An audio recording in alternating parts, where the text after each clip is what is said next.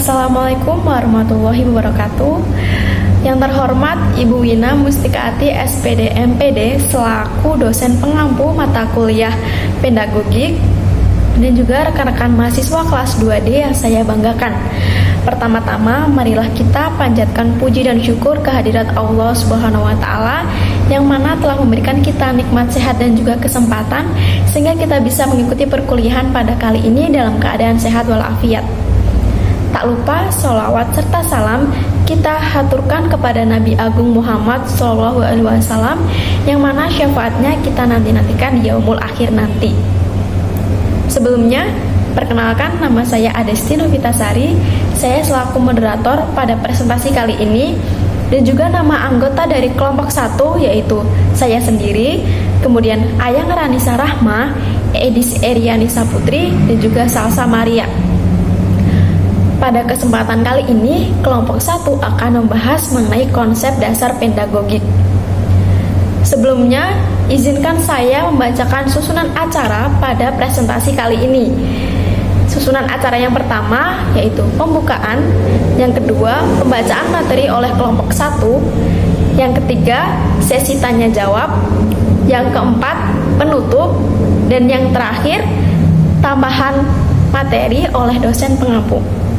Untuk mempersingkat waktu, marilah kita buka presentasi pada kali ini dengan mengucapkan lafal basmalah bersama-sama bagi yang beragama Islam.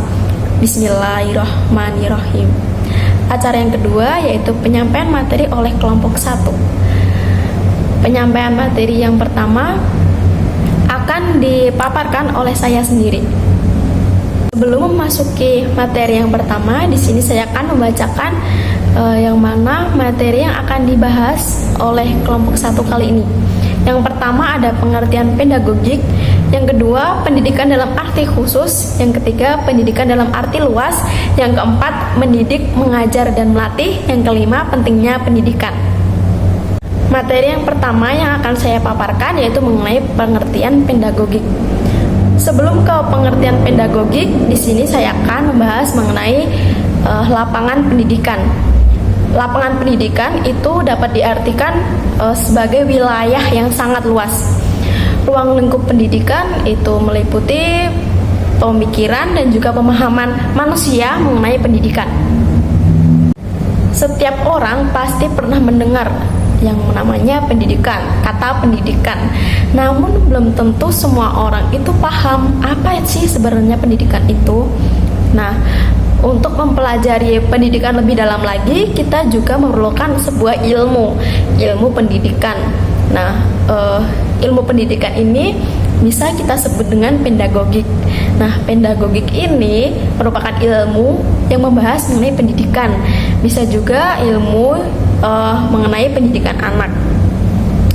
Pedagogik ini sangat dibutuhkan bagi seorang guru maupun calon seorang guru, terutama guru TK dan juga guru SD. Karena tugas guru bukan hanya mengajar untuk menyampaikan sebuah pengetahuan, melainkan guru itu mengemban tugas untuk mengembangkan yang namanya keterampilan anak. Nah, dalam mengembangkan keterampilan anak, guru juga harus memperhatikan mengenai sikap mental anak, kemudian keterampilan hidup di masyarakat, sehingga ia mampu menghadapi segala permasalahan dalam hidupnya. Kemudian pedagogik itu berasal dari bahasa Yunani, dari kata paidos yang berarti anak laki-laki, dan juga agogos yang artinya mengantar atau membimbing. Jadi pada zaman Yunani kuno terdapat seorang pembantu anak laki-laki yang mana dia mengantarkan sekolah anak majikannya. Nah, si anak majikan ini disekolahkan itu karena anak ini itu biar mandiri dan juga bertanggung jawab dalam dia menghadapi kehidupannya kelak. Kemudian menurut Profesor Dr. J. Hochfeld, seorang sumber kebangsaan Belanda, pedagogik adalah ilmu yang mempelajari masalah membimbing anak ke arah tujuan tertentu, yaitu supaya ia kelak mampu secara mandiri menyelesaikan tugas hidupnya. Kemudian menurut Langeveld tahun 1980 membedakan istilah pedagogik dengan istilah pedagogi. Pedagogik diartikan dengan ilmu mendidik, lebih menitikberatkan kepada pemikiran, perenungan tentang pendidikan. Sedangkan pedagogi berarti pendidikan yang lebih menekankan kepada praktik menyangkut kegiatan mendidik, kegiatan membimbing anak. Secara lugawi, pedagogik berarti ilmu yang berusaha menyelidiki tentang perbuatan mendidik. Dan secara umum, pedagogik bisa dipahami sebagai ilmu mengajar. Ilmu mengajar ini yang mana seperti anak disekolahkan tadi, dia itu di sekolah mendapatkan pengajaran, pembelajaran, mendapatkan ilmu, pengetahuan, dan pastinya menambah wawasan.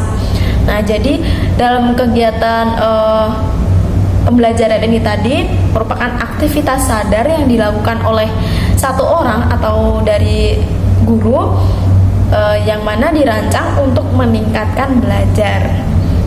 Sekian pemaparan materi dari saya. Materi selanjutnya akan dipaparkan oleh Ayang Ranisa Rama. Kepada Ayang Ranisa dipersilahkan. Baik, terima kasih untuk kesempatannya. Sebelumnya izin memperkenalkan diri. Nama saya Ayang Ranisa Rahma dengan NIM 2109160 akan melanjutkan materi mengenai pendidikan dalam arti khusus. Menurut bahasa Inggris, pendidikan adalah education, yang berarti pendidikan di sekolah. Pendidikan dalam arti khusus hanya dibatasi sebagai usaha orang dewasa dalam membimbing anak yang belum dewasa untuk mencapai kedewasaannya. Adapun pendidikan menurut para ahli, yang pertama menurut Langeveld, mengemukakan bahwa pendidikan adalah bimbingan yang diberikan oleh orang dewasa kepada anak yang belum dewasa.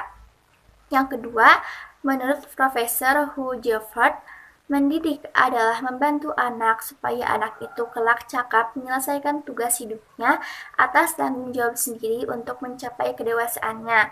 Yang ketiga, pendidikan menurut Ki Hajar Dewantara adalah menuntun segala kekuatan kodrat yang ada pada diri anak-anak agar mereka sebagai manusia dan sebagai anggota masyarakat dapat mencapai keselamatan dan kebahagiaan yang setinggi-tingginya. Jadi, secara umum, pedagogik bisa dipahami sebagai ilmu mengajar, yang mana diartikan sebagai aktivitas sadar oleh satu orang yang dirancang untuk meningkatkan belajar. Dan pendidikan dalam arti khusus hanya dibatasi sebagai usaha orang dewasa dalam membimbing anak yang belum dewasa untuk mencapai kedewasaannya. Jadi, proses pendidikan menurut pedagogik berlangsung sejak lahir sampai anak mencapai dewasa. Pendidikan dalam hal ini bisa orang tua ataupun guru yang fungsinya sebagai pengganti orang tua. Membimbing anak yang belum dewasa, mengantarkannya untuk dapat hidup mandiri, agar anak dapat menjadi dirinya sendiri. Cukup sekian, materi selanjutnya akan disampaikan oleh Edis. Terima kasih kepada Ayang Ranisa Rahma atas kesempatannya. Sebelumnya, perkenalkan nama saya Edis Erianisha Putri dengan NIM 2103610. Saya akan memaparkan materi pendidikan dalam arti luas. Pendidikan dalam arti luas merupakan usaha manusia untuk meningkatkan kesejahteraan hidupnya yang berlangsung sepanjang hayat. Dalam GBHN tahun 1973, dikemukakan bahwa pendidikan adalah suatu usaha yang didasari untuk mengembangkan kepribadian dan kemampuan manusia. Dalam Undang-Undang RI Nomor 20 Tahun 2003 tentang Sistem Pendidikan Nasional, dikatakan bahwa pendidikan adalah usaha sadar dan terencana untuk mewujudkan suasana belajar pembelajaran agar peserta didik secara aktif mengembangkan potensi dirinya untuk memiliki kekuatan spiritual keagamaan, pengendalian diri, kepribadian, kecerdasan, akhlak mulia, serta keterampilan yang diperlukan dirinya, masyarakat, bangsa, dan negara. Selanjutnya, dalam pengertian-pengertian pendidikan, ada beberapa prinsip dasar tentang pendidikan yang akan dilaksanakan. Yang pertama, pendidikan berlangsung seumur hidup. Maksudnya adalah pendidikan dapat dilakukan kapan saja dan di mana saja tanpa dibatasi oleh usia. Yang kedua, tanggung jawab pendidikan merupakan tanggung jawab bersama semua manusia. Dalam artian, masyarakat dan pemerintah serta orang tua perlu beriringan untuk meningkatkan mutu pendidikan Indonesia, terkhusus orang tua, karena pola asuh orang tua sangat berpengaruh pada keberhasilan dalam menanamkan nilai-nilai kebajikan pada anak. Selain pola asuh, adanya perhatian dan kasih sayang dalam bentuk verbal maupun tindakan sangat penting agar membuat anak merasa disayangi dan didukung. Yang ketiga, pendidikan merupakan suatu keharusan, karena dengan pendidikan manusia akan memiliki kemampuan dan kepribadian yang berkembang. Sekian dari saya, materi selanjutnya akan dibacakan oleh Salsa Maria. Kepadanya dipersilahkan. Baik, terima kasih atas kesempatannya. Sebelumnya, izinkan memperkenalkan diri. Nama saya Salsa Maria dengan NIM 2109096. Di sini saya akan menjelaskan apa itu mengajar, mendidik, melatih, serta pentingnya pendidikan. Pendidikan pada hakikatnya mengandung 3 unsur, yaitu mendidik, mengajar, dan melatih. Mendidik berarti memberikan pelajaran tentang berbagai ilmu yang bermanfaat bagi perkembangan kemampuan berpikirnya dalam mencapai kedewasaan. Mengajar adalah menggarap atau mengolah intelektual anak supaya menjadi orang yang dewasa yang memiliki kemampuan berpikir.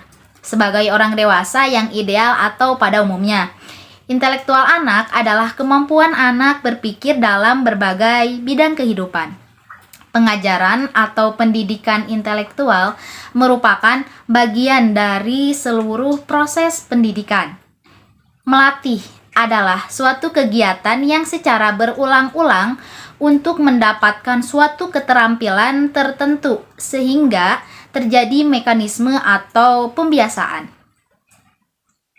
Adapun tujuan dari mendidik, mengajar, dan melatih adalah: yang pertama, tujuan mendidik ingin mencapai kepribadian yang terpadu, yang terintegrasi, yang sering dirumuskan untuk mencapai kepribadian yang dewasa. Para ahli ilmu mendidik telah bersepakat bahwa tujuan mendidik ialah untuk mencapai kedewasaan. Yang kedua, tujuan pengajaran, yang menggarap kehidupan intelektual anak supaya anak kelak sebagai orang dewasa yang memiliki kemampuan berpikir seperti yang diharapkan dari orang dewasa yang ideal, yaitu diantaranya mampu berpikir abstrak logis, objektif, kritis, sistematis, analitis, sintetis, integratif, dan inovatif. Yang ketiga, tujuan latihan ialah untuk memperoleh keterampilan tentang sesuatu. Keterampilan adalah suatu perbuatan yang berlangsung secara mekanis yang mempermudah kehidupan sehari-hari dan dapat pula membantu proses belajar, seperti kemampuan berpikir akan membantu proses pendidikan yang menyangkut pembangunan seluruh kepribadian seseorang. Pentingnya pendidikan. Yang pertama, pendidikan merupakan segala bidang penghidupan dalam memilih dan membina hidup yang baik yang sesuai dengan martabat manusia. Lalu yang kedua, lembaga pendidikan juga berfungsi sebagai sarana, alat, atau cara untuk mengembangkan kepribadian emosional, moral, sosial, karena sangat berguna bagi anak ketika memasuki dunia masyarakat. Tidak lain agar komunikasi atau interaksi anak dengan lingkungan sekitar dalam masyarakat berjalan dengan baik. Yang ketiga, lembaga pendidikan juga dapat dijadikan sarana peletakan atau penanaman nilai keagamaan seseorang. Ini akan memberi pengaruh besar terhadap anak. Baik, terima kasih. Itu saja yang bisa dapat saya sampaikan. Saya kembalikan kepada moderator. Sekian pemaparan materi dari kelompok 1. Kita menginjak acara selanjutnya, acara yang ketiga, yaitu sesi tanya jawab. Bagi teman-teman yang ingin bertanya, silahkan bertanya melalui WhatsApp group, boleh lewat chat, dan juga boleh lewat VN. Terima kasih. Baik, alhamdulillah sesi tanya jawab sudah selesai. Terima kasih kepada teman-teman yang sudah bertanya. Kita tutup presentasi pada kali ini dengan mengucapkan lafal hamdalah bersama-sama bagi yang beragama Islam. Alhamdulillahirabbil alamin.